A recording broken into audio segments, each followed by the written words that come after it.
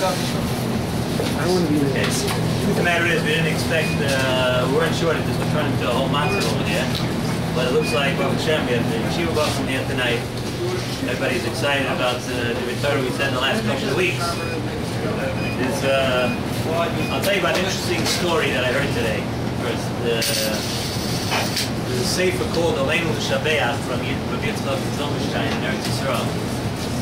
And it's a very, very interesting story. It teaches us a lesson, first of all, from Parshas Vayeshev. He said he was once traveling from Bnei Brak to Yerushalayim on the bus. And anybody who went there to Israel knows really there's one highway, and either you can get from Bnei Brak to Yerushalayim in 50 minutes, in 55 minutes, an hour. But if you have traffic, if it's bad, forget it, there's almost nowhere to go. Train eventually, yeah, now, but...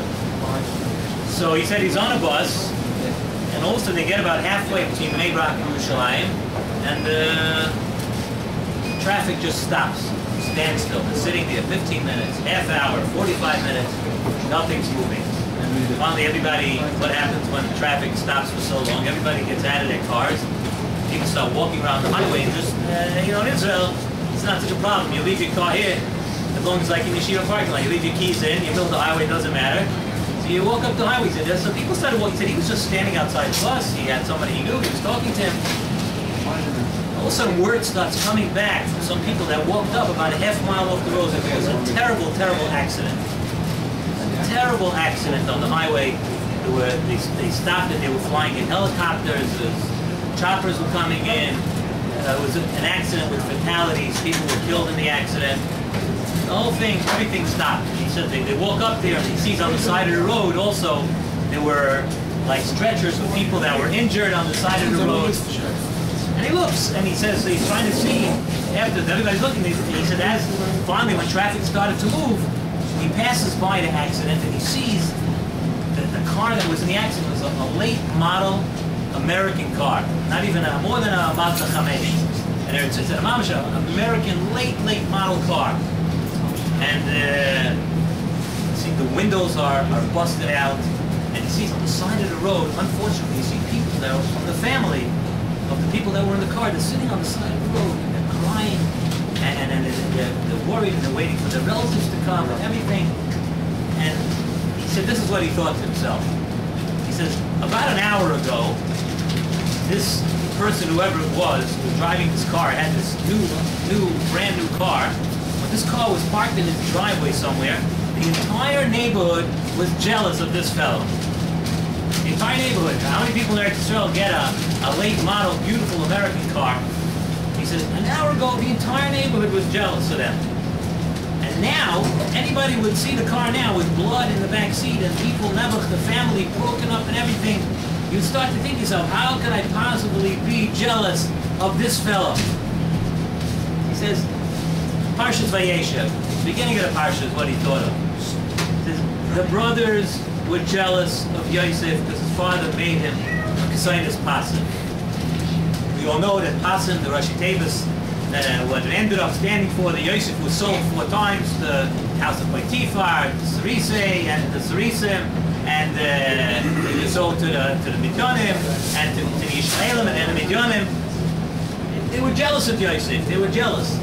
He says that Mamish taught him a lesson, that you saw that from this mice of Yosef, you see that they saw only what was right in front of them right now.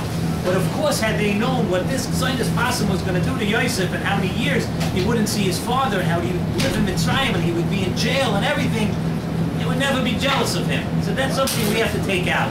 And sometimes you see somebody that they have more, and this person has this, and this person has that.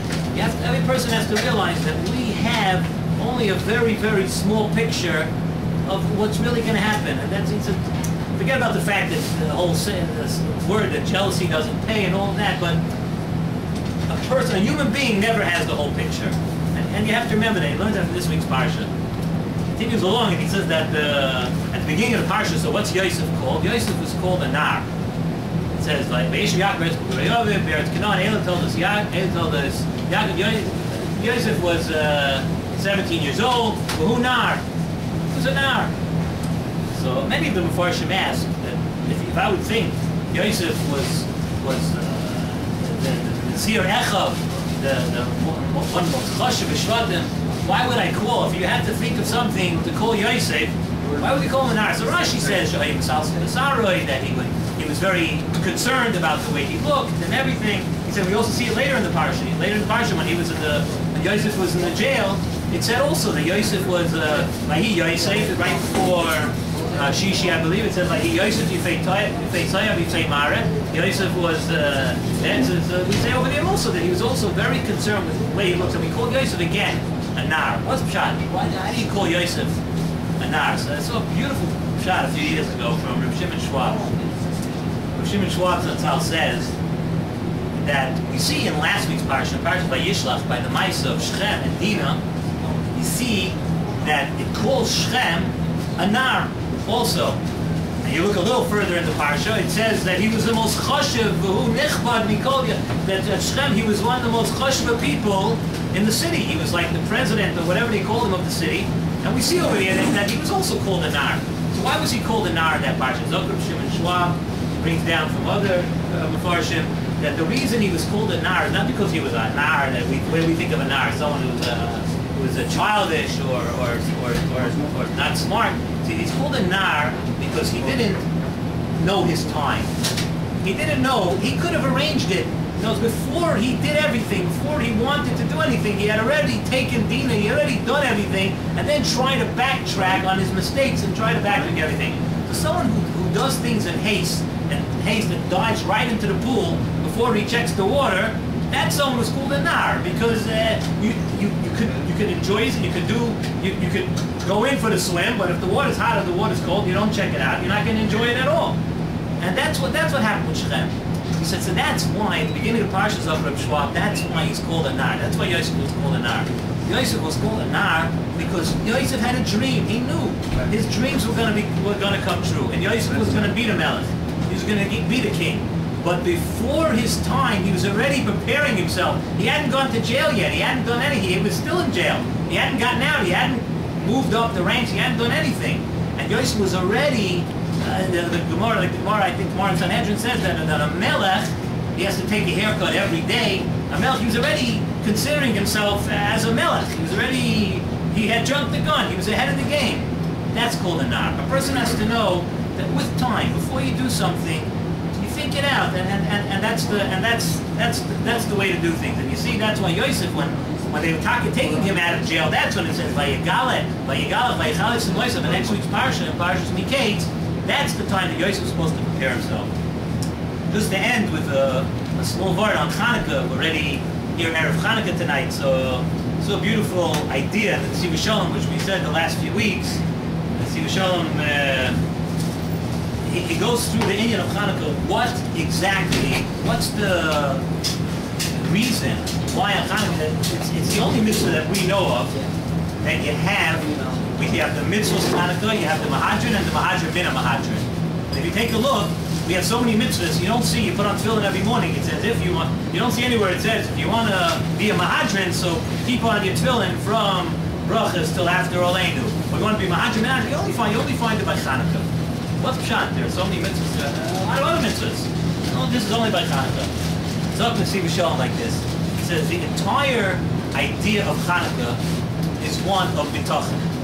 The Nes Hanukkah, from the Nitzachon of the war, from the finding the Pach Shemen, from the whole thing, from the Maccabee, the whole thing was an inner bitachon. And he says bitachon is, there are three different stages of bitachon.